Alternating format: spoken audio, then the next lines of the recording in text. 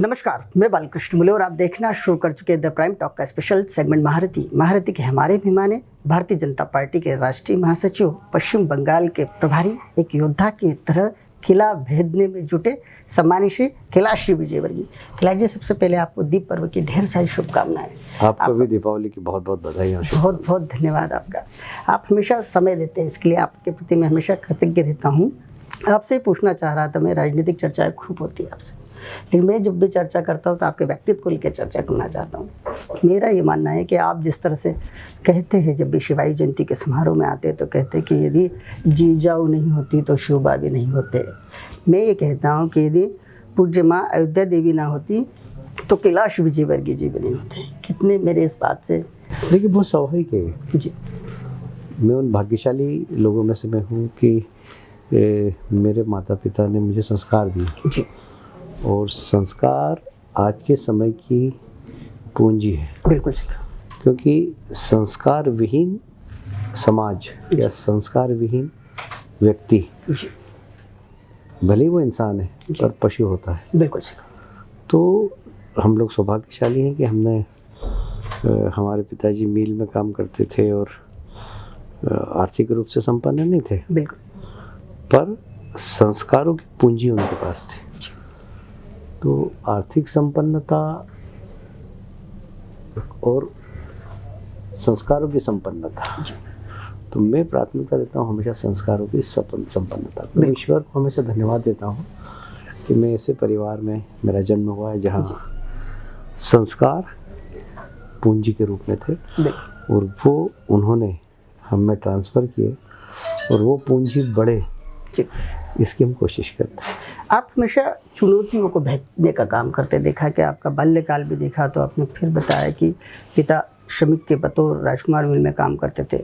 आप एक व्यवसाय से भी आपने अपने आप को जोड़े रखा और कहीं ना कहीं जब मुझे पता चलता है तो मैं खुद रोमांचित हो उठता हूँ कि आज भी जब आप राष्ट्रीय महासचिव जैसे बड़े ओहदे पर है, पश्चिम बंगाल के प्रभारी, एक योद्धा की तरह रणभूमि में डटे हुए, बावजूद इसके सुना गया कि कोरोना काल में आपने खूब शिद्दत के साथ सड़कों पर ही काम नहीं किया, बल्कि आम लोगों को आम घरों में राशन तक पहुँचे इसकी भी जिम्मेदारी रखी और खुद ने शॉप चलाई, खुद ने सामान पैक किया। इतनी ज़्यादा असाधारणता कैसे अपने आप में समेटे हुए? देखिए, समाज में कभी कभी ऐसे अवसर आते हैं कि समाज को आपकी आवश्यकता पड़ती है। बिल्कुल। और समाज ने हमको बहुत दिया है, जितना दिया है कि 2 4 5 जन्म ले और ऋण उतारे तो नहीं उतार सकते हैं। क्योंकि आज फर्श से लेकर अर्श तक पहुँचाना, अर्श से लेकर फर्श तक पहुँचाना, ये बहुत बड़ी बात है जी। तो समाज ने इतना दिया है कि हमें लौटाना चाहिए, हमेशा लौटाने की सोचना चाहिए।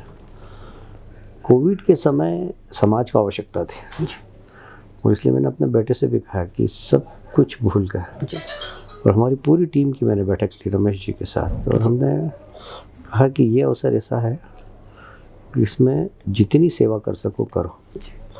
और मुझे गर्व है कि देश में ऐसे बहुत कम उदाहरण होंगे जितनी सेवा हमारे टीम ने की लोगों की है।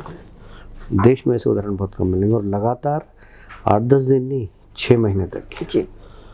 तो ये अवसर मिला हमको और मैं समझता हूँ भगवान का धन्यवाद देता हूँ कि इस लायक हमें बनाया कि हम समाज की सेवा कर सकें। कहीं ना कहीं इस दौरान आपने खुद किराने की दुकान में सामान पैकिंग में मदद किया। बहुत सारे लोगों की, जितने भी लोगों की चिट्ठी आई थी कि उन्हें राशन की आवश्यकता थी, उन तक सामान पहुंचाने का भी काम किया।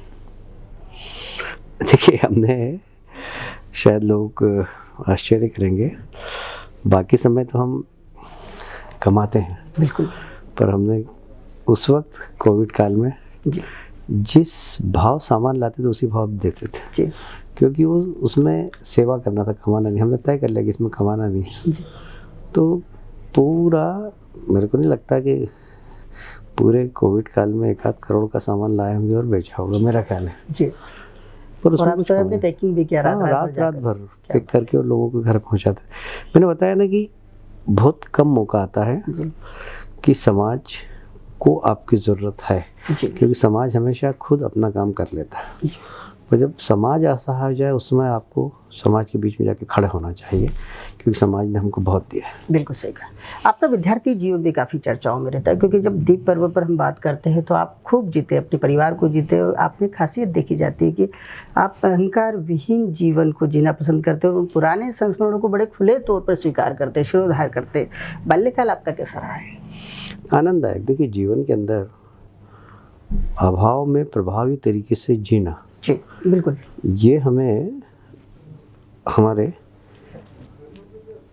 पेरेंट्स ने सिखाया, हमारे माता पिता ने सिखाया कि यदि चने भी है तो उसको आनंद के साथ खाना, कैसे खाएं, उसमें भी आनंद लेना, जी ये आना चाहिए। तो इसलिए अभाव है पर प्रभावी तरीके से रहो। जी, ये इच्छा शक्ति, ये प्रेरणा मैं सौभाग्यशाली हूँ कि मेरे माता पिता ने मुझे दी। बिल्कुल वही बात घूम के काकी जी पर आ गई, माता पिता का नाम ले दिया आपने, क्योंकि मैं इन दिनों खूब इंटरव्यू कर रहा हूँ, करीब 150 से ज़्यादा इंटरव्यू मैंने किए हैं। जब मेरी व्यक्तिगत लोगों से बातचीत हुई, जैसे कि उदाहरण के लिए रमेश उस्ताद से मेरी बातचीत हुई, तो जब उन्होंने ये बात बताई कि कैलाश जी तो ठीक है, लेकिन काकी जी का जो व्यक्तित्व है वो काफ़ी मजबूत, इतना दृढ़ संकल्पित, इतना आध्यात्मिक, वो सब उनको यदि हम सुनना चाहें तो कैसे सुनेंगे आज?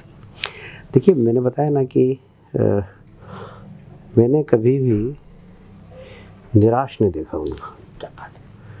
और यदि कुछ ऐसी विपरीत परिस्थिति आई तो बोले चिंता मत कर, हनुमान जी अपने साथ हैं। क्या बात है। अपन अच्छा काम करेंगे तो हनुमान जी तेरी रक्षा करेगा। जी। तो मुझे एक बार एक घटना हुई, मुझे मुर्शिदाबाद में एक विशेष वर्ग की बस्ती में घेर लिया गया। जी, अभी हाल ही में। और मुझे लगा कि आज जीवन खतरे में है, बिल्कुल सही मेरी कहा, सुरक्षा, बता रहे थे, क्योंकि मेरे सुरक्षा कर्मियों ने भी हिम्मत हार गए थे। बिल्कुल। बोले सर यहाँ से निकलना बहुत मुश्किल होगा। मैंने कहा यार देखेंगे। वो मैंने देखा कि वो हनुमान जी की तरह जहाँ इंटरनेट बंद था वहाँ हमारे पास 20 टेलीफोन होंगे, एक टेलीफोन चालू हुआ, उसमें इंटरनेट आया। मैंने गृह मंत्री से बात की, अमित शाह जी से, उन्होंने तत्काल व्यवस्था की, वो इंटरनेट चला गया। खाली 1 मिनट के लिए इंटरनेट आया, जहाँ पर कि इंटरनेट सरकार ने बंद कर रखा था। चमत्कार। तो ये चमत्कार है। मुझे मेरे माता जी का स्मरण आया कि जब भी आप अच्छा काम करोगे तो हनुमान जी आपके साथ रहेंगे। तो पवन पुत्र ही ये काम कर सकता है। बिल्कुल सही कहा। जब हनुमान जी की बात होती है तो रामायण की जरूर बात होती है। काकी जी का खुद का महिलाओं का रामायण मंडल आज भी अनवरत चल रहा है। आप तो स्वयं रामायण मंडल से बाल्यकाल से जुड़े रहे, लेकिन काकी जी ने महिलाओं के माध्यम से कितने रामायण मंडल, रामायण पाठ, क्योंकि किस तरह का उनका व्यक्तित्व आपके मुखारबिंद से सुना? देखिए, एकादशी, मंगलवार, शनिवार रामायण मंडल उनका घर घर में जाकर निःशुल्क रामायण का पाठ करता था।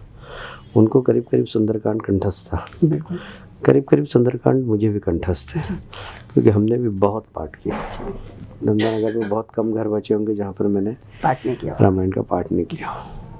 अच्छा, हम निःशुल्क 100 रुपये खाली चढ़ाते थे हनुमान जी के ऊपर, और वो भी हम ढोलक वाले को, ब्राह्मण को दे देते थे, अपने घर कुछ नहीं लाते थे वहाँ से। पर रामायण पढ़ना और रामायण के चरित्रों को अपने जीवन में उतारना दोनों अलग अलग चीज़ें। रामायण तो बहुत लोग पढ़ते हैं, पर हनुमान जी के जीवन से सीखना, राम जी के जीवन से सीखना, फिर उसको अपने जीवन में लागू करना, ये ऐसी चीज़ें हैं जो ईश्वर की कृपा से होती है। और मुझे लगता है कि हनुमान जी के जीवन से मैंने बहुत प्रेरणा ली है, और राम जी के जीवन से सामाजिक और पारिवारिक जवाबदारियों को निर्वहन करना, किस प्रकार निर्वहन करना, वो सीखा। तो हम सौभाग्यशाली हैं कि हमने रामचरितमानस पढ़ा भी, उसको जिया भी, और आज भी पढ़ के उससे कुछ सीखने की प्रेरणा लेने की कोशिश करते हैं। बिल्कुल, लगातार मैं आपको देखता हूँ, आपसे खूब सारी प्रेरणा लेता हूँ। कहीं ना कहीं आप मेरे व्यक्तिगत रूप से, मुझे पत्रकार बनाने में आपका बहुत बड़ा योगदान रहा है। आपको विद्यार्थी जीवन में भी आप इसी तरह से संघर्ष करते हैं? हाँ, मैं विद्यार्थी परिषद, जब यहाँ पर कुछ था ही नहीं, यहाँ पर SFI का बड़ा दबदबा हुआ करता था, NSUI का दबदबा हुआ करता था। एक ज़माने में यहाँ पर प्रकाश खर्राटे और बहुत सारे ऐसे लोग थे जो SFI में काम करते थे, उनका बड़ा दबदबा था, बड़ा हिंसक था उस वक्त छात्र राजनीति भी। NSUI में उस समय महेश जोशी जी के नेतृत्व में जी सारे कॉलेजों में काफ़ी गुंडागर्दी होती थी, जी पर हमने उस समय ABVP का काम की शुरुआत की थी। जी था डिफ़िकल्ट काम करना, पर एक इच्छा शक्ति काम करने की संघ से भी मिली, परिवार से भी मिली, जी तो विद्यार्थी परिषद के पताका को लेकर बढ़ते गए जी। और काफ़ी काम खड़ा किया इंदौर में। आपका विद्यार्थी जीवन के बारे में जानना चाह रहा बड़ा आनंद आया। था। स्कूलिंग मैंने बताया ना कि स्कूल नंदानगर 11 नंबर स्कूल, जी जहाँ पर उस बिल्डिंग में दरवाजे खिड़की नहीं थे स्कूल क्या के। बात और रात को गाय वहाँ पर गोबर करती थी, तो स्कूल लगता था 7:30 बजे। जी रोज़ 4 लड़कों की ड्यूटी होती थी, 7 बजे आके पहले गोबर उठाए। कई बार चूँकि मिल क्षेत्र होने का था, तो बरसात में लोग अंदर ही बैठ के दारू पीते थे, तो वहाँ सेव पड़ी रहती थी, वहाँ पर खाली दारू की बाटलें पड़ी रहती थी। तो सुबह आके पहले तो वो निकालना, झाड़ू निकालना, उसके बाद फिर स्कूल चालू होता था। तो जब हम मेयर बने जी तो मैंने सबसे पहले मिल एरिया के सारे स्कूल नए किए, बिल्कुल और जितने भी स्कूल थे सबको बहुत अच्छे किए मैंने, कि हम भले ही ऐसे स्कूल में पढ़े हो, जी बीच में दरवाजे खिड़की नहीं है, पर हमारी आने वाली पीढ़ी अच्छे स्कूल में पढ़े। बिल्कुल सही कहा। तो अच्छे स्कूल आप देखेंगे मिल एरिया में सारे स्कूल बहुत अच्छे बना दिए हमने। तो जहाँ जहाँ हमने अभाव देखा और ईश्वर ने मौका दिया, वहाँ उस अभाव को दूर करके, जैसे इंफ्रास्ट्रक्चर मिल एरिया का बहुत ही खराब था। जी लोग राजवाड़े के आगे रिक्शा लेके नहीं आते थे, मालवा मिल के आगे, जी तो रिक्शा से वहीं उतार देते थे मालवा बिल्कुल मिल सही। में। पर अब एक नया इंदौर हमने यहाँ पर चल तैयार किया। तो ये एक जब मौका मिला, जब अच्छा डेवलपमेंट करो, जी लोगों को सुविधाएं उपलब्ध कराओ, और उस मौके का मैंने भरपूर उपयोग किया। बिल्कुल, ये छोटी छोटी बातें एक स्मृति के रूप में पूछने का मेरा जो उद्देश्य है केवल एक है कि आप जैसे आइडियल व्यक्तित्व को, आप जैसे प्रेरणादायी व्यक्तित्व के बारे में लोग सुने और पता करें कि व्यक्ति कितने छोटे से स्थान से बढ़ता बढ़ता चरे व्यक्ति किस तरह एक राष्ट्रीय स्तर पर अपना नाम, अपना मुकाम बना सकता है। भले जीवन में जितनी कठिनाइयाँ मुझे लगता है कि एक सामान्य व्यक्ति के आती है, वो सभी की सभी कठिनाइयों से, उन चुनौतियों से आपका दो हाथ बहुत पहले हो चुका है। आपने बहुत सारे काम करे। जब इस इंटरव्यू के माध्यम से लोग सुनते हैं, अभी चर्चाएं तो करते हैं लोग कि कैलाश जी ने ये काम किया, कैलाश जी ने वो काम किया, कैलाश जी इस तरह से आगे बढ़ेगी, लेकिन कैलाश जी कभी पीछे मुड़कर कभी नहीं देखा, बढ़ते ही चले गए। इसीलिए इस तरह से छोटी छोटी बातों को मैं संग्रह करना चाहता हूँ कि इस माध्यम से लोग सुने और अपने जीवन में भी कहीं ना कहीं आपको सुनने के बाद पूरी हिम्मत के साथ में वो आगे बढ़ सकें। वैसे आपने बचपन में बहुत काम किए, क्योंकि मैं भी एक किराना व्यवसाय से जुड़ा हूँ। मुझे मालूम है कि जिनके घर में किराने की शॉप होती उस व्यक्ति के पास इतना काम होता है। आपके काम किस तरह के होते थे? नहीं, मैं सुबह 5 बजे दुकान खोलता था। क्या बात है। क्योंकि उस समय मिल चालू थे, लोग मजदूर 6 बजे मिल जाते थे, तो उस समय शक्कर तो बहुत मुश्किल होती थी। गुड़ लेते थे लोग, गुड़ की चाय पी कर, 10 पैसे का गुड़, 5 पैसे की एक फूल छाप चाय की पत्ती की पैकेट आता था, वो 10 पैसे का दूध, 25 पैसे लोग लेके आते थे और चाय का सामान ले जाते थे। तो 5 बजे से हम दुकान खोलते थे, तो 5 बजे से 11 बजे तक मैं दुकान में बैठता था। फिर मेरी माताजी और पिताजी दोनों आते थे, वो दुकान संभालते थे, तो वो शाम तक बैठते थे। फिर मैं कॉलेज जाता था, कॉलेज से सियागंज जाता था, वहाँ से सामान लेके साइकिल, हाँ मेरी स्टाइल में साइकिल लेके, साइकिल पे आगे तेल का डब्बा, पीछे दाल का कट्टा, क्योंकि 50 पैसे लगते थे तेल के डब्बे को हम माल चलाने, तो 50 पैसे की वो बचत करता था। 75 पैसे दाल की कट्टा 35 किलो का आता था उस वक्त, उसको पीछे रखता था, तो 1.25 रुपये वो बचाता था। बिल्कुल, बहुत बड़ी कमाई होती लेके आते उस समय 1.25 रुपये बहुत होता था। और ऐसे बिल्कुल साइकिल पे आता था, जैसे सर्कस की साइकिल रहती है, ऐसे साइकिल आता था मैं, तो उस समय 1.25 रुपये भी बहुत होता था। तो मेहनत करो तो आगे बढ़ता है, आगे बढ़ता है। बिल्कुल सही। और उन संस्मरणों को यदि अपने जहन में रखो कि अगर कोई ऐसा हमें विजुअल दिखता है कि नहीं यार कभी हम भी ऐसे ही हुआ करते थे और इतना ही संघर्ष करते थे। बस एक बात और सुनी गई है कि जिस तरह से आप जब कॉलेज गए या फिर मुझे ऐसा लगता है स्कूल गए, तो वहाँ पर आपको अलग से आइडेंटिफाइड किया गया है कि अच्छा आप श्रमिक बाहुल्य क्षेत्र में रहने वाले व्यक्ति हो।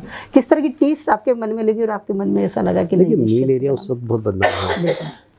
किसी से बोलो आपके हम नंदानगर में रहते हैं तो आपका आधा इंप्रेशन ही खराब हो जाता था। बिल्कुल। अच्छा मिल एरिया में बोले, अरे यार तो एक बहुत जुनून था कि मिल एरिया की प्रतिष्ठा बढ़ाना। बिल्कुल। तो अब आप बोलो कि हम मिल एरिया में रहते हैं तो लोग कहते हैं यार अच्छा मिल एरिया आप तो में शान तो से है कहते यार। लोग। हाँ, तो इस क्षेत्र को आगे बढ़ाना, जी। तो हाँ यहाँ धार्मिक गतिविधियों का संचालन करना, इंफ्रास्ट्रक्चर बढ़ाना, खेल गतिविधियों का संचालित करना, जो शहर में कार्यक्रम नहीं होते हैं उससे बड़े बड़े कार्यक्रम अपने क्षेत्र में करना, और ये बताना कि तुम ही सक्षम नहीं हम भी सक्षम हैं। बिल्कुल।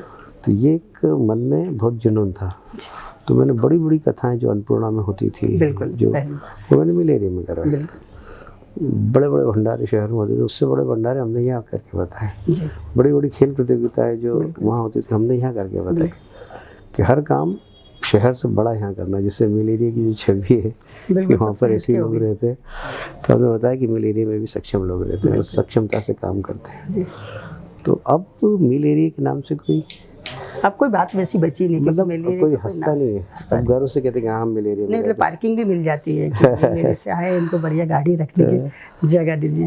वैसे में आपका सामाजिक सरोकार खूब देखा जाता है। आप जिस तरह से रिश्तों को जीते, खास बात आपके रिश्ते, यदि मैं बहुत छोटा था, बच्चा था, तब आपके साथ काम करने की कोशिश करता था, आगे पीछे घूमता था, उसके बाद में मुझे हमेशा इतना रिस्पॉन्स मिला कि मैं आपके साथ काम करता चला गया। पत्रकारिता में आया तो आपने मुझे खूब पढ़ाया, हर बार मुझे इंटरव्यू दे के मेरी हाइट बढ़ाई। आखिर ये सामाजिक सरोकार आप लोगों को चुनते कैसे? तो ये जीवन में एक बात हमेशा ध्यान रखना चाहिए, आप यदि किसी को आगे बढ़ाओगे ना तो ईश्वर आपको आगे बढ़ाएगा। बिल्कुल सही कहा। तो कभी भी जब आपको मौका मिले जी। कि आप किसी को आगे बढ़ा सकते हो जी। तो आप बढ़ा दो, बिल्कुल। तो ईश्वर आपको अपने आप आगे बढ़ा देगा। जी। तो मैं ये मानता हूँ कि मैं ऐसे परिवार में पैदा हुआ जिसकी राजनीतिक पृष्ठभूमि कुछ भी नहीं, बिल्कुल कोई विरासत में नहीं, और कोई आर्थिक संपन्नता नहीं, बिल्कुल सही कहा। मिल मजदूर का बेटा हूँ मैं। जी। और आज मैं मोदी जी की टीम का हिस्सा हूँ, अमित शाह जी की टीम का हिस्सा हूँ, और देश की जो रणनीति बनाने वाले लोग हैं उनके साथ बैठता हूँ। बिल्कुल। अगर ये अवसर मुझे मिला है तो मैं इतना योग्य नहीं हूँ कि मैं उनके साथ बैठ सकूँ, पर ईश्वर ने वहाँ तक मुझे इसलिए पहुँचाया कि मैंने हमेशा पत्रकार हो, खिलाड़ी हो, राजनेता हो, उनको आगे बढ़ाया। बिल्कुल सही कहा। चाहे वो मेरे से बन सका कि इसको विधायक बनाना तो विधायक बना दिया, बन सका इसको पार्षद बनाना तो पार्षद बना दिया, बन सका कि ये पत्रकार अच्छा है इसको बड़े अखबार में लगाना तो बड़े अखबार में लगवा दिया, ये दिल्ली में लाए है दिल्ली में उसकी मदद कर दी। तो क्या होता है कि जब आप लोगों की मदद करो तो एक पॉजिटिविटी का एक ओरा बनता है। बिल्कुल। तो वो ईश्वर की कृपा से बनता है। बिल्कुल सही कहा। तो हमेशा अगर आपको मौका मिले किसी की मदद करने का, किसी को आगे बढ़ाने का, तो चूकना नहीं चाहिए। समझ लेना कि भगवान आपको अवसर दे रहा है, आप इस अवसर से का लाभ उठाओ। बिल्कुल सही कहा। और हमने तो ये भी देखा है कि आप किसी को नगर अध्यक्ष बनाना हो, किसी को प्रदेश अध्यक्ष बनाना हो, किसी को युवा मोर्चा का प्रदेश बनाना हो, किसी को सीएम बनाना हो, तो भी कैलाश जी कभी पीछे नहीं रहे, अपने आप को पीछे रखते रहे। फिर ये गुण कौन सा है आपका कि सभी को आगे बढ़ाना और खुद पीछे रहना? क्योंकि जिम्मेदारी आपके पास बहुत बड़ी, चुनौती वाली सीटें की योद्धा की भांति आप पश्चिम बंगाल में काम कर रहे हैं ना। कई बार हम खुद जब घटनाएं आपके साथ होती तो भीतर से एक भय का वातावरण, लेकिन आपके भीतर हिम्मत, वो जज्बा पार्टी के लिए, चूँकि पार्टी की तरफ से हमेशा कहा गया है कि नहीं अब कैलाश विजयवर्गीय जी को तो उस तरह से होना चाहिए था, इस पद पर होना चाहिए था, लेकिन वो सब पद अलग है। लेकिन जिम्मेदारी के मामले में, प्रतिष्ठा के मामले में, आपके नाम को लेकर जो एक अभूतपूर्व सम्मान मिलता है, यदि मध्य प्रदेश की बात की जाए तो नरेंद्र मोदी जी की बात की जाए, अमित शाह जी की बात की जाए तो तीसरा नंबर कैलाश जी की ही बात होती है। नहीं, मैं तो बहुत छोटा हूँ उनकी तुलना में, तो उनसे बराबरी करके आप अगर प्रादेशिक स्तर की बात की जाए, पश्चिम बंगाल की जिम्मेदारी की बात की जाए तो अभूतपूर्व जिम्मेदारी, वो ममता जी को हम जब सुनते बहुत छोटा कार्यकर्ता हूँ, आप मेरे को उनकी तुलना में मत बनाइए। बाकी मैं उनकी टीम का हिस्सा हूँ, ये मेरे लिए बहुत बड़ी बात है। पर मैंने कहा ना कि जीवन के अंदर जब आप निश्चलता से काम करेंगे तो डर आपका समाप्त हो जाएगा, भय समाप्त हो जाएगा। मुझे डर कभी भी नहीं लगता है। मुझे एक विश्वास है ईश्वर के ऊपर कि मैंने कोई गलत काम नहीं किया तो मेरा गलत नहीं होगा। इसलिए मैं कहीं पर भी, मुझे डर नहीं लगता कभी भी। जैसे वहाँ पर मैंने अभी मुर्शिदाबाद का जिक्र किया तो मुझे डर नहीं लगा। हाँ, मैं तो वहाँ अपने सिक्योरिटी वाला, मैंने कहा तुम्हारी बंदूक मेरे दे देना, मैंने कहा कि देख लेंगे सर। तो मेरे को डर नहीं लगता है बिल्कुल। क्योंकि अब एक बार फिर चर्चा हो रही है कि पश्चिम बंगाल जाना है 21 में, इंदौर में चर्चा हो रही है, प्रदेश में कार्यकर्ता चल रहे हैं कि पश्चिम बंगाल चर्चा हो रही है। कैलाश जी उन स्थानों पर जाते जिन जिन जगहों पर खूब बड़े बड़े घटनाक्रम हो रहे हैं पश्चिम बंगाल में, लेकिन कार्यकर्ता मन बना रहा है कि कैलाश जी जहाँ जाएंगे केवल वहीं तक जाएंगे, इधर उधर दूर नहीं रहेंगे उनसे, क्योंकि मुझे बचा लेगा। मैं तो ले ही नहीं जाता हूँ, मैं पिछले चुनाव में भी नहीं ले गया और अभी भी नहीं ले जाऊँगा, क्योंकि वहाँ पर जिस प्रकार से गोलियाँ चलती है, जिस प्रकार से बम होता है, तो हमारे कार्यकर्ताओं को इससे रिस्क की जगह मैं नहीं ले जाऊँगा। बाकी सब जगह मैं ले जाता था। हरियाणा में 3000 कार्यकर्ताओं को ले गया, 1 महीने के लिए ले गया। दिल्ली में चुनाव हुए तो वहाँ बुलाया मैंने, राजस्थान चुनाव हुए तो वहाँ बुलाया मैंने, महाराष्ट्र चुनाव हुए तो वहाँ ले गया कार्यकर्ताओं को, पर मैंने बंगाल नहीं बुलाया, क्योंकि बंगाल में रिस्क बहुत है। बिल्कुल। तो मैं कार्यकर्ताओं को जान के साथ खिलवाड़ नहीं कर सकता, इसलिए कार्यकर्ता कहते हैं कि हम बंगाल चुनाव में चलेंगे, मैं कहता हाँ ले चलूँगा, पर मैं नहीं बुलाऊंगा कार्यकर्ताओं को। बुलाऊंगा तो सेफ क्षेत्र में, बिल्कुल, क्योंकि ये सेफ क्षेत्र है, यहाँ पर तुम इतने एरिया में घूमोगे, बाकी नहीं जाओगे, क्योंकि वहाँ पर जान का खतरा बहुत है। जान का खतरा बहुत है। आपका आध्यात्मिक हो रहा खूब है भाई साहब, आप संतों के शरण में हमेशा रहते और ऐसे दिग्गज संतों के करीब रहने का आपका अवसर मिलता है। आपके जिस तरह से आप सोशल मीडिया पर आपके फोटोग्राफ शेयर होते हैं या फिर देखे जाते हैं, आप अध्यात्म में डूबे देखे जाते हैं, आपके गुरुजन कौन हैं? देखिए ऐसा है कि आप यदि ईश्वर के ईमानदारी से आप उसकी प्रेरणा लो, तो रामचरितमानस में चुप है कि बिनु हरि कृपा मिले नहीं संता। क्या बात है। हरि की कृपा है तो आपको संत मिलेंगे, तो संत मिलेंगे ही नहीं। तो दुनिया में बहुत सारे संत हैं, पर मिलते किसी किसी को ही, और कृपा भी किसी किसी को ही होती है। जैसे रामकृष्ण बाबा के पास बहुत सारे लोग थे, बहुत उनके शिष्य थे, पर उन्होंने कृपा स्वामी विवेकानंद पे की। तो क्या ईश्वर की कृपा संतों के माध्यम से पात्र व्यक्ति तक पहुँचती है, तो ये तो ईश्वर की कृपा है जी। जिस तरह देखा जाता है कि आप हर जो पारिवारिक जो आयोजन होते हैं, यूँ कहें कि त्यौहार होते हैं, अपने परिवार में मनाते हैं, काफ़ी यूँ कहें कि असाधारण व्यक्तित्व के धनी भी कहेंगे कि इतने बड़े पद पे होने के बावजूद कई बार लीडर से बात की जाए वो समय नहीं देते, परिवार को ही समय नहीं देते, और आप उन्हें कई बार सीख देते हुए सुने जाते हैं कि नहीं, परिवार की भी अहम भूमिका आपको बढ़ाने में। आप तो खूब समय देते हैं, किस तरह देते हैं? परिवार यदि आज हम इस पोजीशन पर पहुँचे तो उसमें परिवार का सेक्रीफाइस है। बिल्कुल, बहुत बड़ी बात है। परिवार को बहुत खोना पड़ता है, तो फिर परिवार की जो अपेक्षा है वो हमको बहुत ज़्यादा नहीं, थोड़ी तो पूरी करना चाहिए। बिल्कुल। तो जैसे त्यौहार है, घर में कोई विशेष कार्य हो, और परिवार के लोग चाहते हैं कि हमारे साथ रहें, अगर हम ये भी अगर इनकी इच्छा पूरी नहीं कर सके तो ये तो परिवार के साथ अन्याय है। तो इसलिए परिवार की चिंता तो करना ही चाहिए। दूसरी बात ये कि आपको देखकर आपके बच्चे, जैसे हमने हमारे माता पिता को देखा और हमने प्रेरणा ली, हमने हमारे माता पिता को देखा कि घर में कोई भी आए तो जो घर में हो वो खिलाओ। बिल्कुल। उस समय चना गुड़ होता था तो चना गुड़ खिला देते थे। आज थोड़े से सक्षम हो गए तो भी आप बेसन की चक्की खिलाओ, मिठाई खिलाओ, तो कोई बिना खाए जाना नहीं चाहिए। हमने वो मीठा होना चाहिए, माता पिता से सीखा। बिल्कुल। तो हमसे भी हमारी आने वाली पीढ़ी सीखेगी जी। तो ये बहुत ज़रूरी है कि संस्कार अगर आपको मिले तो ब्याज सहित दूसरी पीढ़ी तक पहुंचाओ। क्या बात है, ये आपकी जवाबदारी है। तो जैसे मेरा बेटा है आकाश, मैं उसकी तारीफ़ करूं तो ठीक नहीं मेरे मुंह से, पर वो मतलब अमेरिका जैसे देश में पढ़ा, और आप अगर उसको देखेंगे तो कहीं पर भी ऐसा आपको लगेगा नहीं कि आदमी इंग्लिश मीडियम स्कूल में पढ़ा है। अमेरिका में कार्नेगी मेलन जैसी यूनिवर्सिटी से उसने पीजी की डिग्री ली है, पर कहीं अहंकार नहीं दिखेगा। बिल्कुल सही। तो ये क्या, ये सब हमारे फादर मदर, इनके संस्कार का प्रभाव है। बिल्कुल सही। तो हर व्यक्ति को संस्कार की पूंजी को और बढ़ाकर ब्याज सहित अगली पीढ़ी पर सौंप के जाना चाहिए। बिल्कुल सही। ऐसा नहीं हो कि आपको संस्कार मिले और आपके बच्चे संस्कार विहीन हो जाए जी। ये तो आप अन्याय करेंगे। आपने, अगर आपके माता पिता ने आपको संस्कार दिए तो आपकी जवाबदारी ये है कि आप बच्चों को उससे ज़्यादा देके जाओ, ब्याज सहित देके जाओ।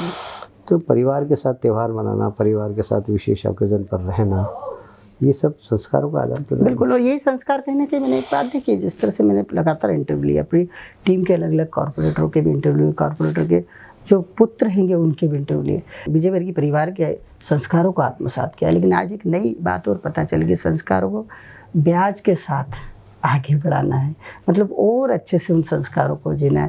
भाई साहब, इसी तरह के हम इंटरव्यू करते रहेंगे, क्योंकि कहीं ना कहीं अब जो कोविड काल है उसके बाद लगातार लोगों के बीच में उदासीनता का दौर चल रहा है। कहीं ना कहीं लोग अपने आप को टूटा हुआ पाते हैं। यदि आपसे इसी तरह की चर्चा होती रहेगी सकारात्मक, तो बहुत सारे लोग आपको समझते हैं, आपकी तरह आगे बढ़ते हैं। आप जितनी चुनौतियों को टक्कर देते हैं, कहीं ना कहीं यही मादा खुद के भीतर भी वो पैदा करना चाहते हैं। तो हम आपसे इसी तरह चर्चा करेंगे। एक महारथी बतौर आपने हमसे चर्चा की, इतना हमें आशीर्वाद दिया, आपका बहुत बहुत बहुत हृदय से धन्यवाद। नमस्कार। धन्यवाद जी मूल्य साहब।